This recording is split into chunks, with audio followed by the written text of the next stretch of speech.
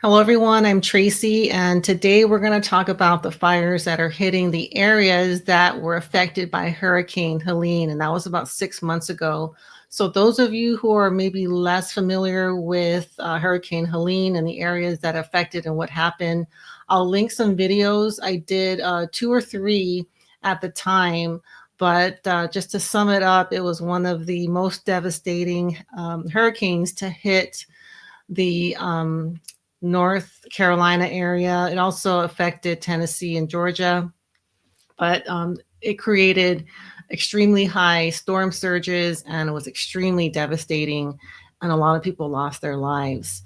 But in today's video, I'm going to focus on the fires that are currently burning in this area, and they have been for at least a few weeks. And someone posted this, actually sent me this post talking about how many fires there are in, what was this area called? The Swannanoa area. And I do remember that area is being heavily affected by Hurricane Helene. I'll go to a map where we could see the different fires, but I have some footage. And this was a mulch fire. So I don't know if this, it could have just been that there's so much fuel here and something lit it on fire. But we have a number of fires that are kind of suspicious, given that it's not fire season in this area. And generally, this area doesn't have a ton of wildfires. Okay, and this is all in the Swannanoa area. And there was a Facebook post pointing this out. And there's many here. I don't think I have to go through all of them. And then here's a map of where that fire is in relation to the Swannanoa area. And that's an aerial view of the fire. So it's very small. I don't know if it, maybe an acre at most. Here's an article on the Mulch fire. So after the hurricane, it created a very large amount of debris. And now that debris is dried out and is prone to fires. So here's the number of fires. I'm going to go into more detail here soon because I am going to pull up an interactive map, and I'll link this website. So if you guys want to play with it on your own, it's really helpful. Okay, so it's called a livingatlas.arcgis.com. Okay, so something that I found that was very interesting.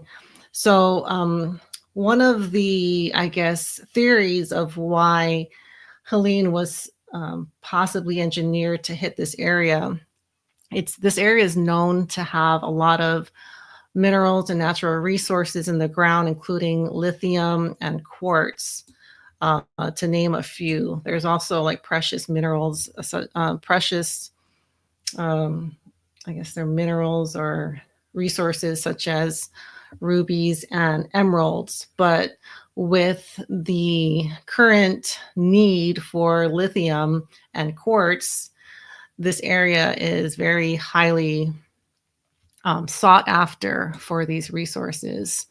So, okay, I'll start with this little circle here. This is Kings Mountain, and it's well known that Kings Mountain is sitting on top of a huge lithium deposit. So when Helene hit there, that was something that was brought up right away, that companies wanted this area so that they could mine it. Companies such as Piedmont and Albemarle. Now, Albemarle is a very big lithium mining company, and we brought it up in the book when we discussed the fire in Chile. So that was actually well over a year ago. A city in Chile was destroyed, and Albemarle is set up there. The area that burned is also known to have a very large lithium deposit as well. And looking at this map, I just happened to come across the city or the town here. Okay, so let me pull up the information that I found here. So Albemarle, this is an area that was um, it was named after George Monk, the Duke of Albemarle, who was granted the province of Carolina in 1663. So this has been there for a very long time. If you want to look up this area, there's wineries, state park, a correctional institution, and there's a downtown area. I just thought it was very interesting that there's a town that's the same name as the mining company that is mining lithium around the world. And maybe someone listening understands a little bit more about that. I don't know if the company was named after this area, or maybe the name is just a very old name and it was named after the family. But I did want to point out the relation of Albemarle to Kings Mountain, which is that circle you see right here. And now we're going to look at the fires. So the fires going on right now are not that close to Kings Mountain. I think they're almost like 30 miles away. But we have a pretty decent group of fires right here. And what's really cool about this site, you can click on the fire. So like I'll click on Black Cove and it brings up the information on the right here. So like how many days, how many personnel, the amount of acres burned. So this one in particular has got 3,500 acres burned and is 98% contained. It is dry. They also give the chances of wildfire. So wildfire hazard potential. They have it at 64% low or 30% very low. So it is kind of interesting that it's at a low wildfire risk. However, we have wildfires here. There's one called Table Rock. It's not too far away. So this one's been 19 days, over 13,000 acres and 91% contained. And again, the wildfire hazard potential is very low. And then one more I'll point out is the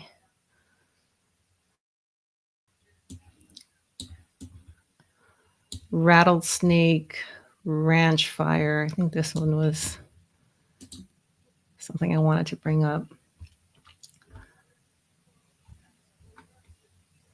So this one, it's not that big, 14 days, about 1,800 acres burned. And again, very low wildfire hazard potential. So, and here it's that one is very close to Asheville. Asheville is right here in the middle of the screen, which is very close to Swannanoa. So we have a bunch of little fires here. I don't know exactly what the cause of them. There's no structures that I found, so I can't say if it was intentional or not. I just don't know enough about these fires.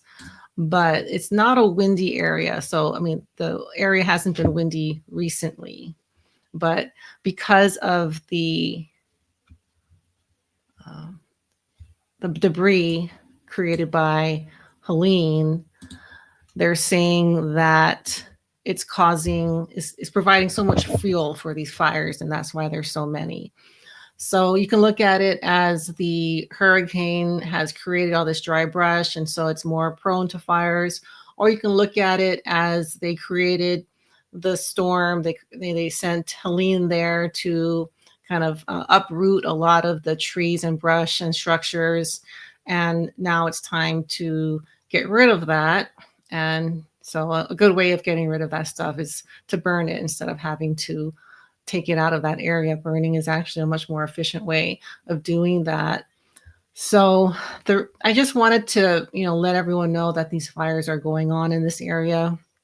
I don't think there's a lot of reporting on these fires. And I wanted to make the connection between the fires, the area that was hit by Helene and the connection to the mining companies. Also, oh, really quick, I didn't point out Piedmont. So there is an area called Piedmont, and I gotta kind of scroll out here. Piedmont isn't necessarily a city, it's like a mountain range south of the Blue Ridge Mountain. But Piedmont is significant because it is the name of the other mining company area for some time. And Piedmont is south of Anderson. So right here you can see Piedmont.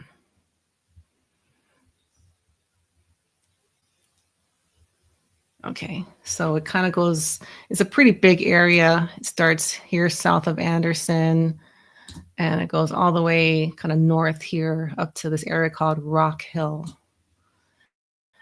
And I'm not too familiar with this area. I'm sure someone listening here understands Piedmont better, but my understanding it's a part of this area that is like a mountain range. But again, it's the name of the mining company that has been set up in this area. Okay, I can stop sharing. So yeah, that's the main thing I wanted to share today. And if you want to hear more about Albemarle and their setup as far as mining for lithium, we did write about it in the book.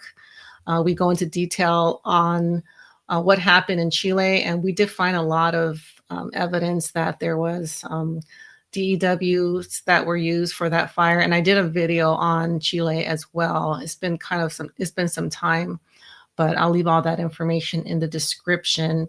And also, if you haven't subscribed, please do so before you leave, and like, comment, and share this video so we can let as many people know what's really happening.